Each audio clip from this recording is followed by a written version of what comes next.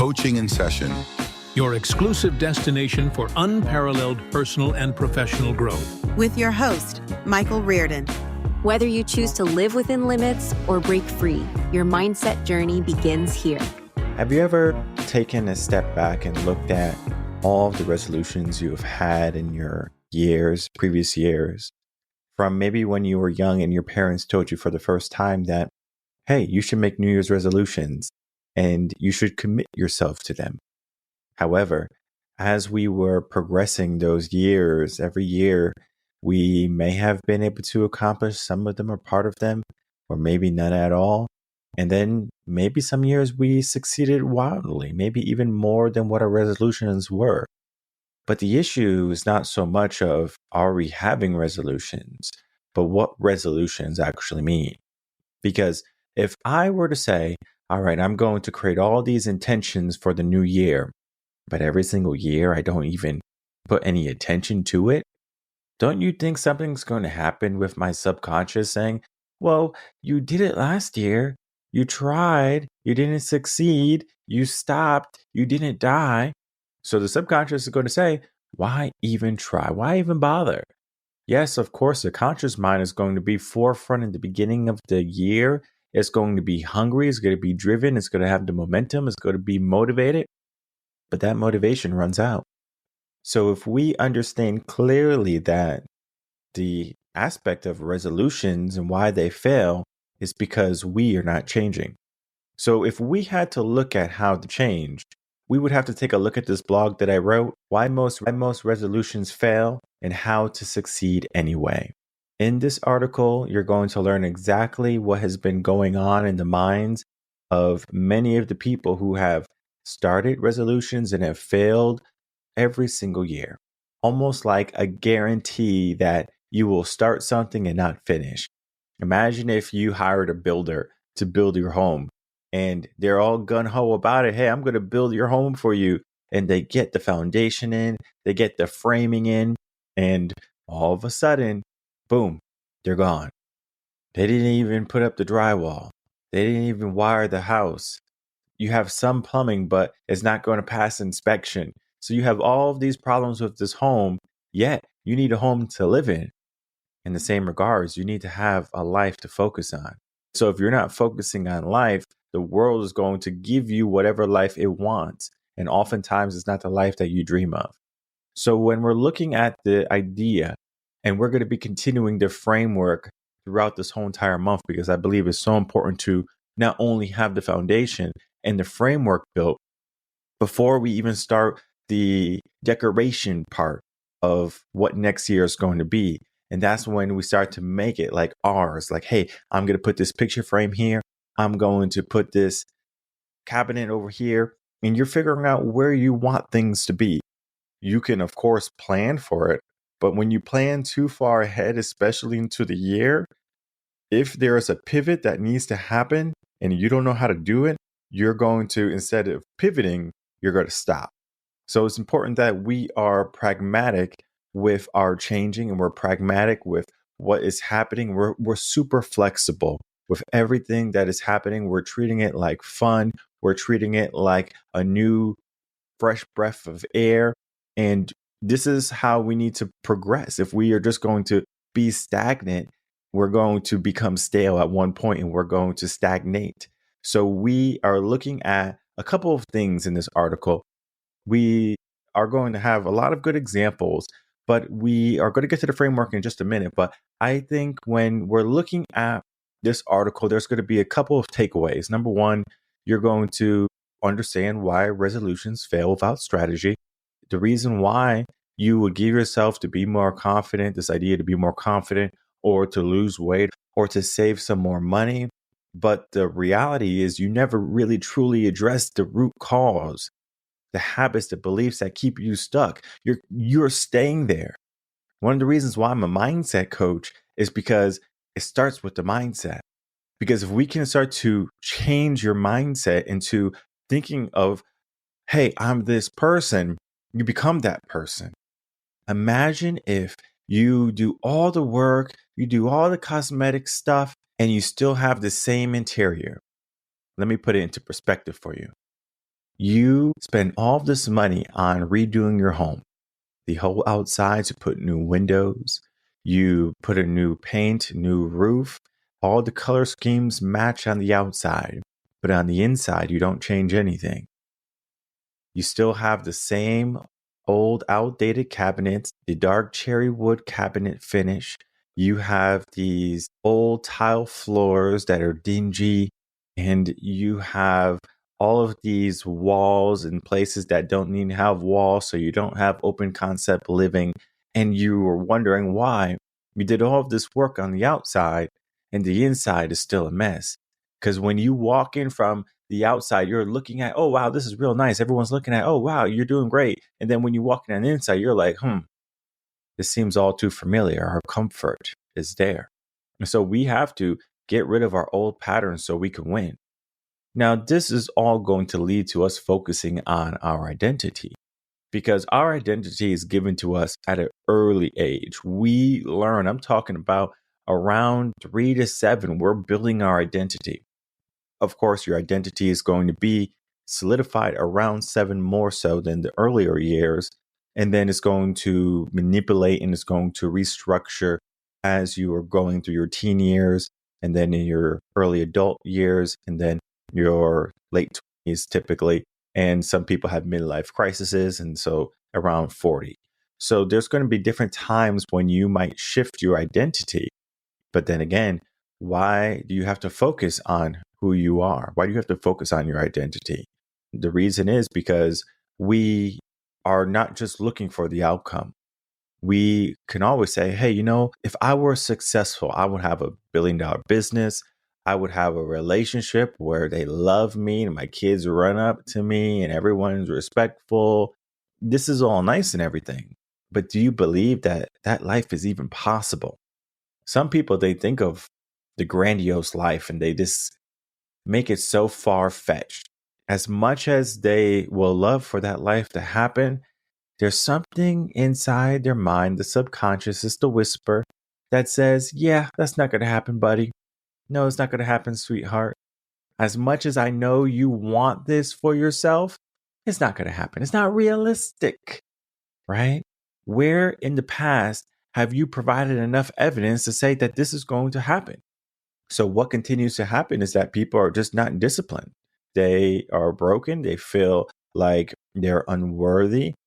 Guess what they do? They sabotage any levels of success that they can have, because our identity is frail. It's not focused. It's not, hey, I want to become this person. I'm doing the things to become this person because maybe you said that last year and you didn't do it. So now you have an obstacle. And I know when I'm working with individuals and they have these obstacles and they have these little voices in their head, I go, hey, that voice is not helpful right now. Okay, listen to my voice. And when we focus on what I'm saying, because I'm hearing what you want, and now I'm just going to reconfirm it with you, and we make sure that we're doing the things to make sure it becomes reality.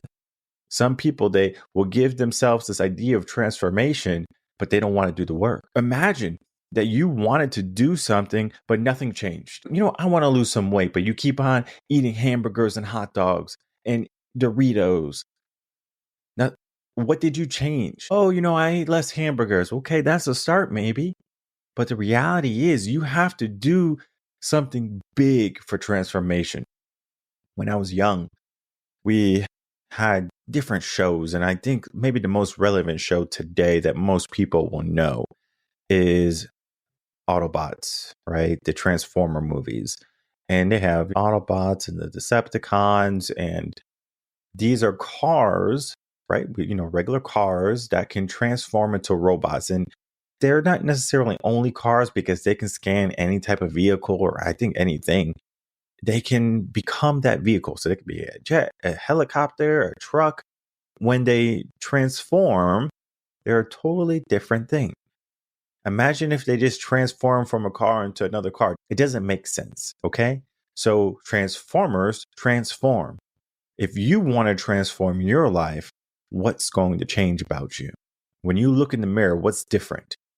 Is it just a shell, or is it something on the inside? So we have to have the identity shift that has to happen. Because if we're losing weight, we might look different on the outside. But if we still feel like that frail individual on the inside who's afraid to eat a cheeseburger because you might gain a couple of pounds, we need to start to shift our mindset again. So identity shifts are going to happen, and we need to become the person that we want to feel like as well. Because on the outside, it's great. But on the inside, we need to be able to shift as well. We need to be able to redecorate and reupholster and put up new paint. We have to be able to do that. And if we can't, we're going to find ourselves struggling at every single point when we fall into a level of challenge or a level of difficulty, because it is easier to not be disciplined than to be disciplined. It is easier to not show up than to show up every single day. And all of this is going to lead to the idea of you confronting the uncomfortable truths of what you want to do or what you want to accomplish this year.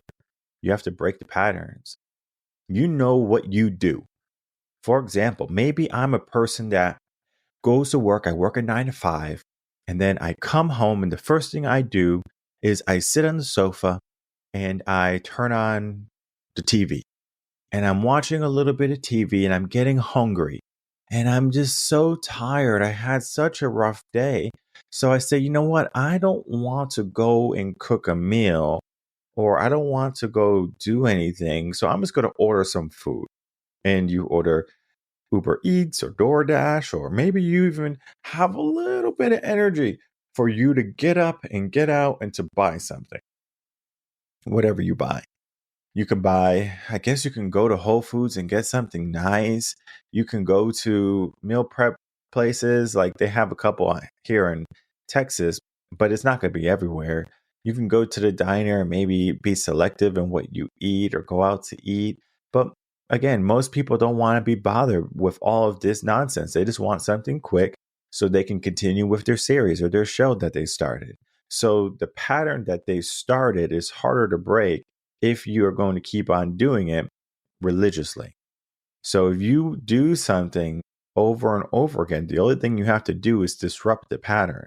So what I would do if I was a person who was coming, again, from a 9 to 5, I'm tired, I come home and the first thing I do is turn on the TV, I would take out the batteries from the remote. I know this seems crazy. I would take the batteries from the remote and I would put the batteries in different rooms of my home in like drawers. And I also have a battery bank or like battery drawer of all batteries, so I can even just go to one location. But I'm going to make it very difficult for myself because I have like a little bit of OCD when it comes to using a new battery with an old battery. I used to do it when I was young with the Game Boys because that was the only way you can get the Game Boys to work because you needed so many AA's. But now as an adult, I have plenty of AA's. I have plenty of AAA's. I have all the batteries that a person can need. But the batteries for the remote, or for the batteries are for the remote. That's my mindset. So I'm like, okay, well, I'll put the batteries in different spots. I will put the remote under the sofa, or I'll put it across the room. I'll put it away from anywhere I walk and on a typical basis. Because if I walk from the garage, I'm already into the living room, essentially. So I can just grab the remote from the mantle and sit down on the sofa. That's too easy. So I might have to go into the bathroom or something to get the remote. Or I might have to go into the kitchen to get the remote. And maybe while I'm in the kitchen, I say, you know what? I should make some food before I get hungry. And so maybe now I'm meal prepping. Maybe I'm cooking and I'm getting ready to do something. I'm just shifting what I can do. Now, of course, it's going to be different for everyone. I'm not saying that that's what you do in order to make change. You need to figure out your patterns and figure out what you want to do to break them. Because maybe you're a person who wants to watch TV still, but maybe you're a person that wants to cook more. So we figure out how to get ourselves to do the new things that we want to do so we can break the old patterns, the things that we weren't doing. So if we weren't meal prepping, the new pattern is that we are going to meal prep. So we're breaking the pattern of not cooking versus the pattern of cooking.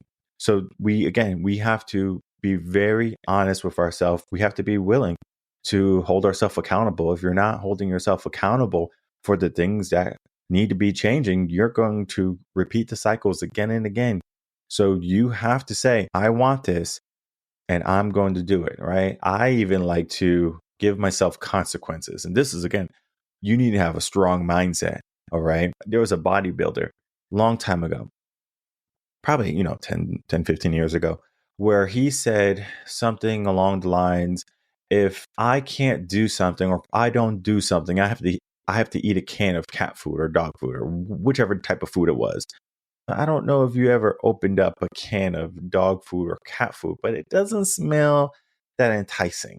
So he one day failed and he had to eat this dog food and this cat food. He didn't go, yum, I love this cat food and this dog food. He said, never again. I'm not going to make that same mistake again. And it was enough for his self to say, I'm not doing this anymore because I don't want the consequence. Now, not everyone needs consequences, but I will tell you they are extremely helpful if you want to change. Again, as an adult, you might go with the consequences for a little bit. You might even feel as I'm not a child. Why do I need consequences? Again, we're trying to change ourselves. And sometimes it could be abrupt. Sometimes it could be gradual.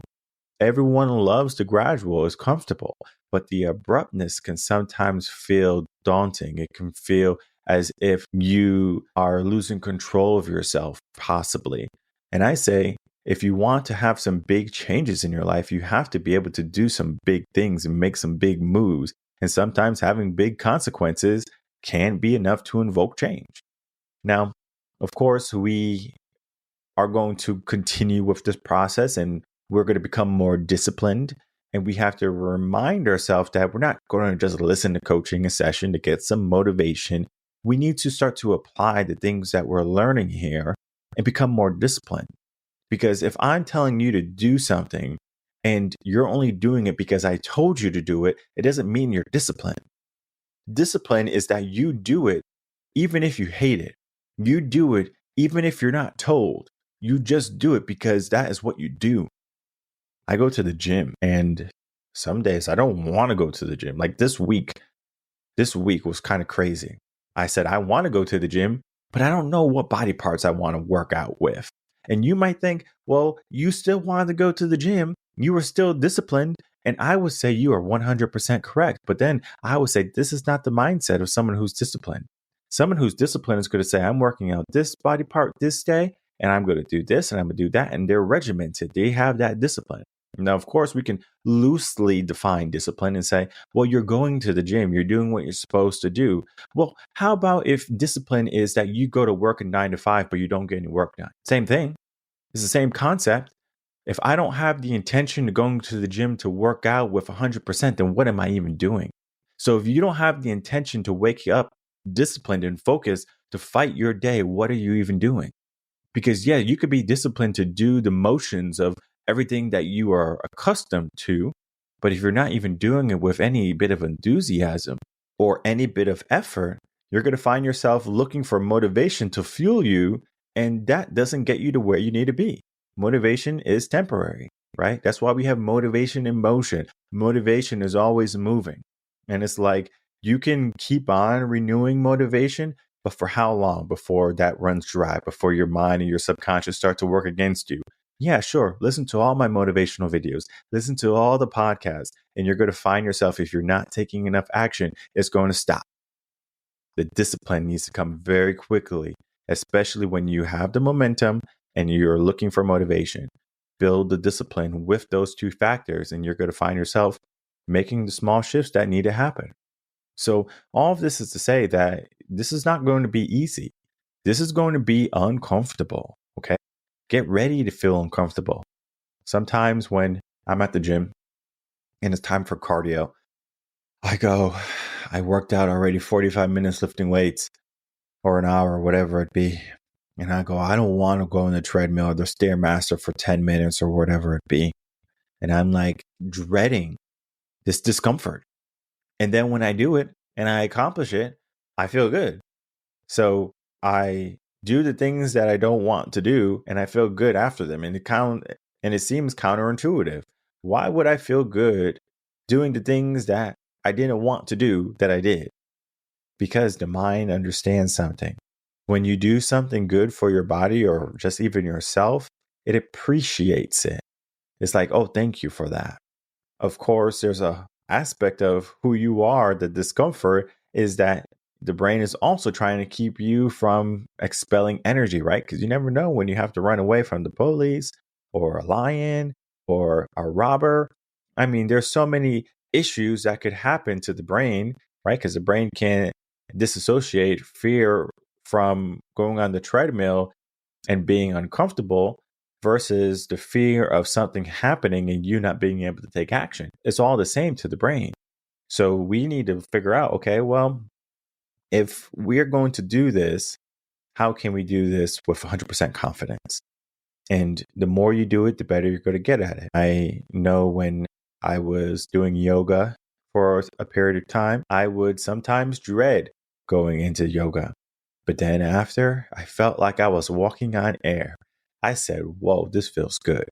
And that is what your life should be. It should feel good every single day.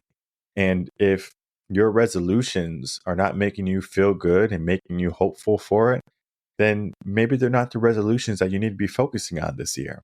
Maybe there's something smaller that you can do. Don't make them so grandiose where you have no chance of winning. Sometimes stupid simple is the way to go. So what resolutions do you have? You need to figure this out. Now, I always say that if you check out the article, you're going to be looking at the frameworks, especially for this month of December. The 3-part break framework for this blog or for this week, I want you to understand it's going to be in 3 parts. Number 1 is awareness. Number 2 is replacement. And number 3 is reinforcement. Number 1 is awareness, and it's talking about identifying the habits, the thoughts, and the decisions that constantly hold you back.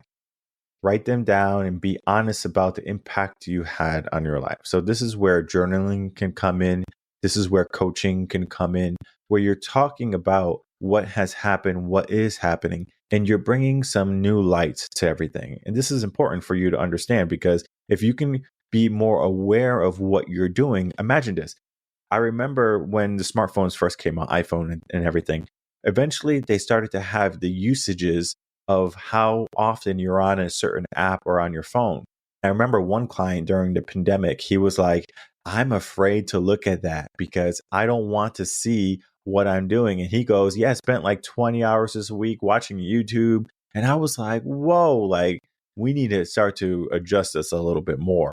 And of course, when he was aware, he can see the problem. But then at the same time, he didn't want to be aware of this issue because he knew it was bad. He just didn't know how bad. So we have to bring light to some things that we might be aware of, but we are not fully aware of it. Now, number 2 is talking about replacement. And this idea is going to be for each unproductive pattern, we're going to implement a deliberate replacement that aligns with the identity you want to embody. So for example, if you struggle with late night snacking, prepare healthy options and/or establish a routine that signals rest to your body.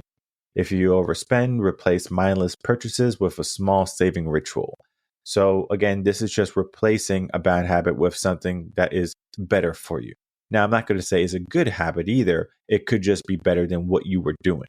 Because if you were eating a cheeseburger every night and instead of eating a cheeseburger, you're eating a Hot Pocket, I don't know the calories and I don't know the carbs and I don't know the fats.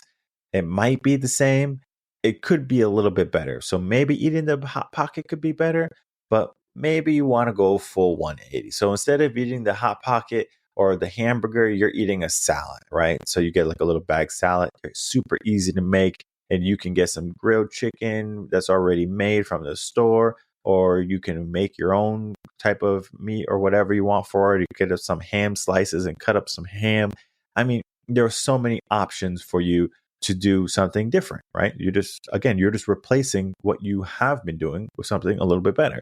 And it could be a lot better, but then again, you're just replacing it knowing that one day you're going to replace it with exactly what needs to be there, okay? So you're just finding out what replacement today, and then tomorrow you figure out if this is truly working. Now, the last part is going to be reinforcement. It's going to be strengthen the new patterns by creating supportive systems. So this is all, again, coaching, where you are getting accountability partners, journaling, you are looking at your environment and adjusting it, and the behaviors of not only yourself, but the people around you. And all of this is going to reinforce what you're trying to accomplish, what you're trying to do. Because, for example, if you're working with me, you are going to find that I'm going to reinforce a lot of good things that you're doing, and a lot of the bad things you're doing, we're going to redirect. Because if I keep redirecting you, eventually you're going to do the right thing. I remember when I was a swim coach, when the kids were doing something incorrect, I would redirect them. Okay. I didn't yell at them. I don't have to scream at them. I just say, okay, instead of doing what you were doing, I want you to do this. So we move our kicks this way. We move our arms this way. We move our body this way. And sure enough, they do exactly what I redirected them to do. I didn't have to give them harsh consequences or yell at them or berate them. The mind naturally shifts like in ticks, like a clock. Every second, tick, tick, tick. And if you just shift something, your body naturally remembers it. Boxing, for example, any type of martial arts, it becomes second nature for you. In the beginning, you're thinking about every kick, every punch, every move, but then it's almost instinctual. So when you reinforce that to yourself or for yourself, then you reinforce all aspects of your life. A home, for example, or a tree doesn't worry about standing tall. It's reinforced properly. If you reinforce yourself properly, there's going to be many things that you're not going to worry about. A tree or a home is not worried about a little bit of wind. Maybe a tornado, they might start shivering and shaking. But the reality is, bad storms come and they stand tall. And so should you. And so when you look at this article here, why most resolutions fail and how to succeed anyway, I want you to understand that it is okay to have resolutions. It is okay to attempt something and to fail. It is okay to fall down and to get back up. It is okay to stop and it's okay to go again. But when you're looking at your resolutions and why they fail, you need to figure out which part or which area you struggle the most in. And I want you to spend the most time there. If you are a person that has tried and tried and tried and nothing seems to work, I encourage you to reach out to us, revenconcepts.com, get yourself a consultation. If a consultation is not good enough, you can sign up for coaching. But the idea is to get you in the mindset and to allow this framework to take a hold of what it needs to take a hold of in your life. Change that you're looking for, the resolutions that you aspire to accomplish this year, they're all waiting for you. So dig deep and don't let the resolutions you have this year fail.